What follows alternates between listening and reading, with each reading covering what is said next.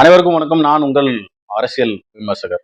இந்த இது எதுக்குன்னா, ஒரு ட்ரீட்மெண்ட்டு ரொம்ப ரஃப் அண்ட் டஃப்பா இருக்கு ஏரியா. அதனால ரொம்ப ஃபங்கஸ் ஃபார்ம் ஆகுது அப்படின்ற மாதிரி ஃபர்ஸ்ட் ஸ்டேஜ்ல இருக்குன்றதுனால தான் நான் இது எல்லாத்தையும் எடுத்தேன். எல்லா வாக்குறுதியும் நிறைவேற்றிட்டாங்க. 6 வயசுலேருந்து 60 வயசு பாட்டிமா வரைக்கும் பாதுகாப்பு இருக்கு. லாண்ட் ஆர்டர் ஃபர்ஸ்ட் கிளாஸாக இருக்கு. எல்லாரும் வேலை வாய்ப்பெல்லாம் நல்லா கொடுத்துருக்காங்க. 234 200 மேலே ஜெயிப்பாங்க.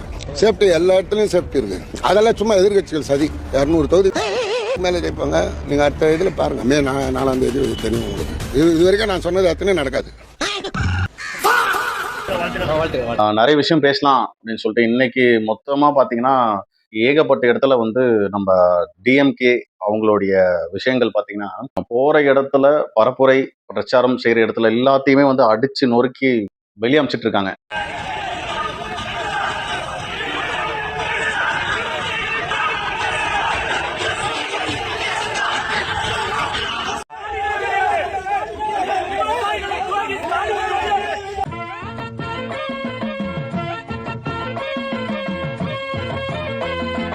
நல்லா இருக்கா? இந்த ஆட்சி நல்லா இருக்குது.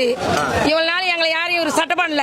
இதுக்கு முன்னாடி கொடுக்கத்தானே 5000 பணத்தை ஓத்து மலா சம்பாதிச்சு ஜெயிச்சுட்டு 5000 கொடுக்குறாரா?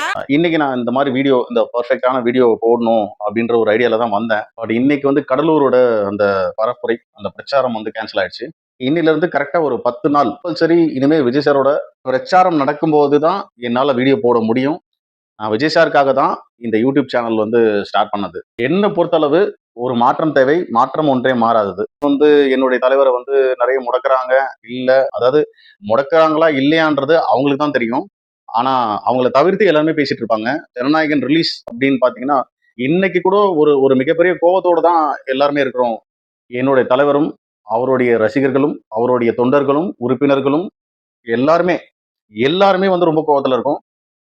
இது ஏன் கோபம் ஆகுது அப்படின்னா, இந்த படத்தை லீக் பண்ணதோ இல்ல லீக் பண்ணாம போனதோ, பட் லீக் பண்ணதை இன்னும் கூட நான் பார்க்கல. படத்தை நான் பார்க்கணும்னு சொல்லி நிறைய பேர், இதே டிஎம்கே சார்ந்த நிறைய ஊபிகள்லாம் என்கிட்ட படத்தை கொடுக்குறேன், நீங்க பாருங்க, படம் ரொம்ப சூப்பரா இருக்குது அப்படின்னு கொடுத்த ஒரு ஆட்கள் இருக்காங்க.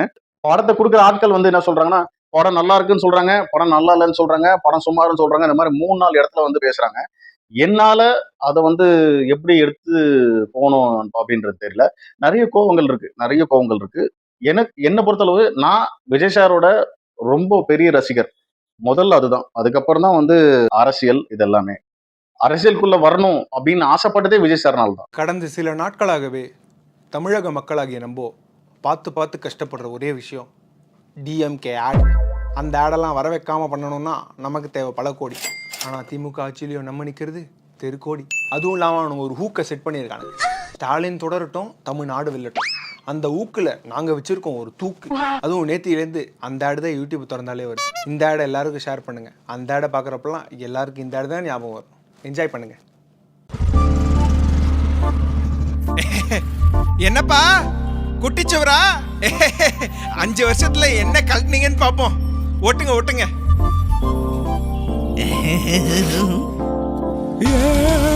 டிஎம்கே ஐயோ, டிஎம்கே திருட்டு டிஎம்கே.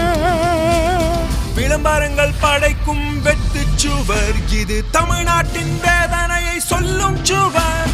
குறைகளை அடேங்கப்பா நிறைய புடிங்கிருக்கீங்களே. இது மக்கள் நலன் என்றும் மறந்த சுவர். இந்த ஆட்சியோட பிரச்சனையை சொல்றதுக்கு செவுரே பத்தாது போலயே. இது திருடர்களின் பெருஞ்சுவர். தமிழ்நாட்டோட வழிகளை, இந்த ஆட்சியின் கொடுமைகளை உலகத்துக்கே சொல்லும் சுவர். இந்த சுவர் இன்னும் எத்தனை பேரை காவு வாங்க போகுதோ.